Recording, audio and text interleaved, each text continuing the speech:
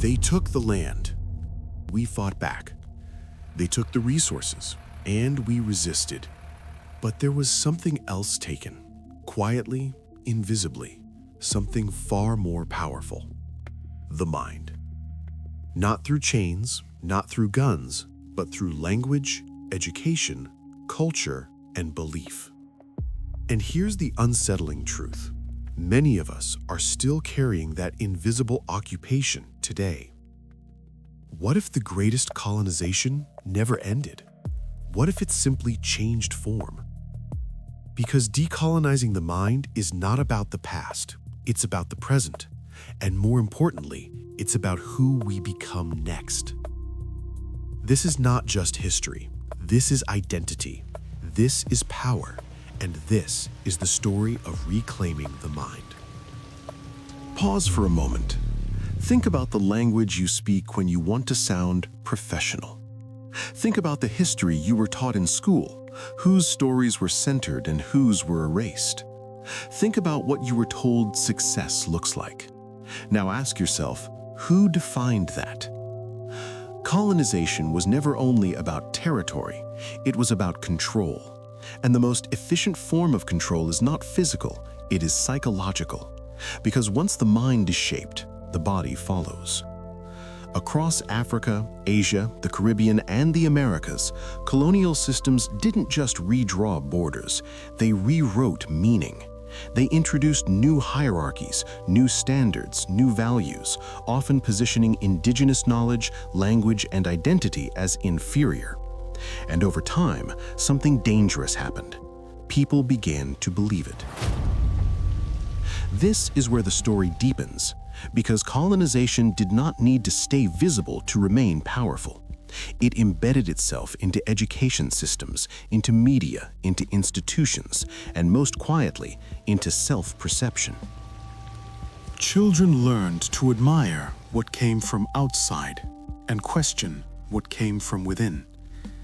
Languages were abandoned, not by force, but by aspiration. Cultural practices were labeled backward, while foreign norms became the benchmark for progress. And slowly, a shift occurred.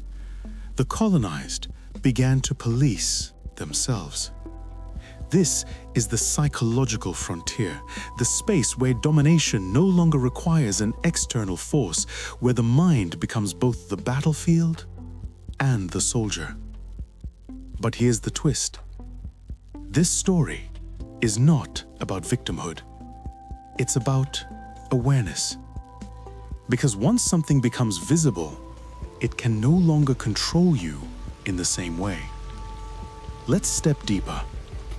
In the mid-20th century, as many nations gained political independence, there was a sense of victory. Flags changed, governments changed, power appeared to shift. But thinkers, writers, and revolutionaries began to ask a different question.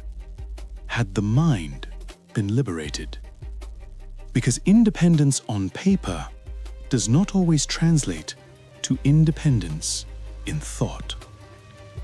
In many cases, colonial structures remained intact, just with new leadership.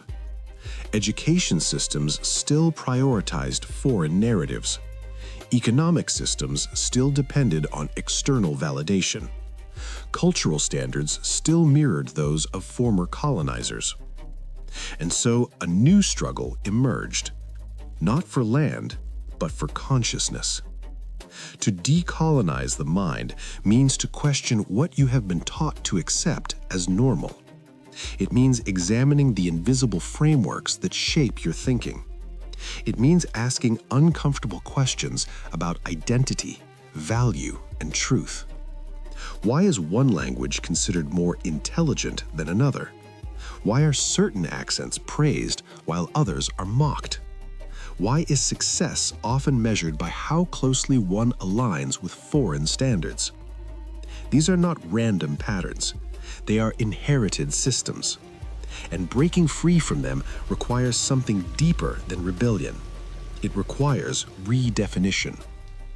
There is a moment in this journey where awareness becomes unsettling. Because once you begin to see the patterns, You cannot unsee them. You notice how history is framed. You notice how beauty is defined. You notice how knowledge is categorized. And suddenly, the world feels different. But this discomfort is not a weakness. It is the beginning of clarity.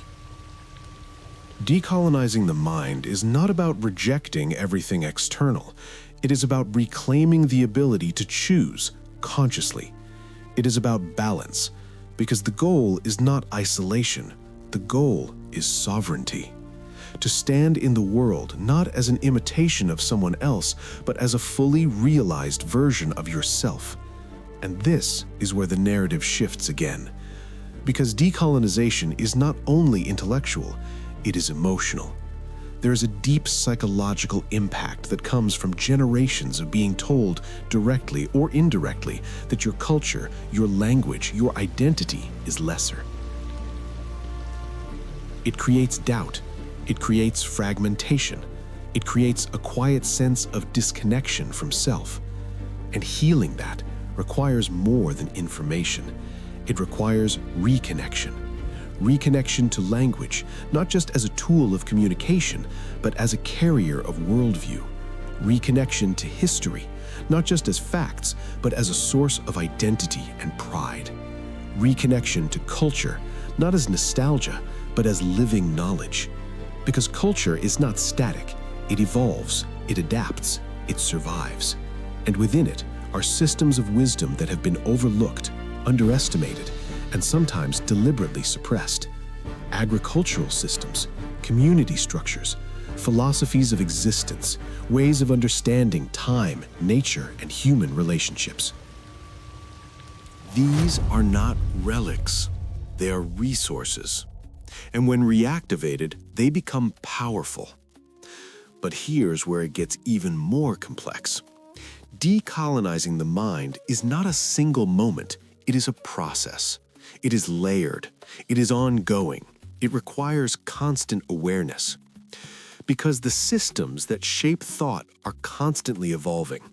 Media, technology, global culture, they all influence perception. So the question becomes, how do you remain rooted while engaging with a global world?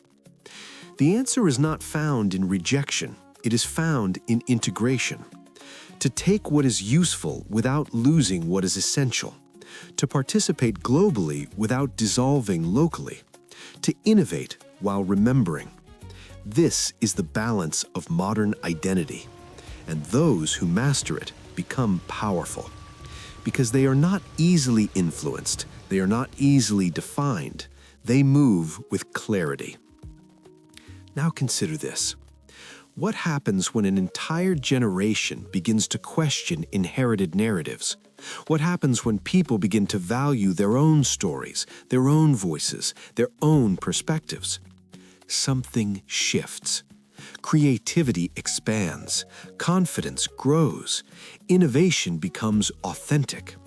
Because it is no longer based on imitation, but on originality. And this is where the future is being shaped. Across the world, there is a quiet awakening happening. In art, in business, in education, in storytelling. People are reclaiming narratives, redefining success, rewriting identity. Not by erasing the past, but by understanding it. Because to truly move forward, you must first understand where you are standing. And where you are standing is at the intersection of history and possibility. This is not just about individuals. It is about systems. Education systems that teach multiple perspectives. Media that reflects diverse realities. Institutions that value local knowledge as much as global knowledge. This is the structural dimension of decolonization. Because personal awareness is powerful, but collective transformation is transformative. And yet, the most important shift still begins within. It begins with a question. Who am I beyond what I have been told? And from that question, everything changes. You begin to listen differently. You begin to observe differently. You begin to choose differently. And slowly, the mind reclaims its space. Not through force, but through clarity. Not through rejection, but through understanding. And in that space, something powerful emerges. Freedom. Not the kind written in constitutions, but the kind lived in everyday thought. The freedom to define yourself, the freedom to think critically, the freedom to exist without internal contradiction. This is the true frontier of decolonization, and it is ongoing. Because every generation inherits both knowledge and distortion, and every generation must decide what to carry forward. So the question is not whether colonization happened. The question is, what remains? And more importantly, what will you choose to keep and what will you choose to transform? Because the mind is not just a place of thought, it is a place of power, and whoever defines it shapes the future. The chains may be gone, the flags may have changed, the systems may have evolved, but the real liberation begins here, inside the mind. And once that is free, everything else follows.